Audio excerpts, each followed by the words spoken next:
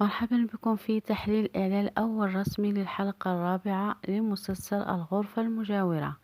بعد أن طلبت الأم جيهان تايلان وشيلالا لكي تحاسبهم على القبلة التي دارت بينهم، فإنها تجعل الأمر معقدا جدا، مما يدفع شيلالا إلى الانهيار.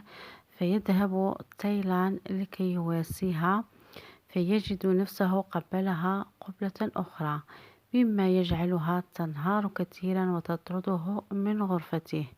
وهكذا تبدأ علامات الحب تظهر فيما بينهم. فيقول لحبيبته السابقة: بعدما فعلت لن تري وجهي مرة أخرى مطلقا. أما بالنسبة لفكرة، فقد تعقبت زوجته سيفيدا وذهب ووجدها في منزل زوجها السابق. أصدقائي، سيتعصب عليها كثيرا جدا، وسيقول لها: أصلا زواجنا مهدد بالانهيار، كيف تفعلي ذلك؟ وهكذا تدخل الوساوس والشك فيما بينهم، وتكون الحلقة رائعة جدا.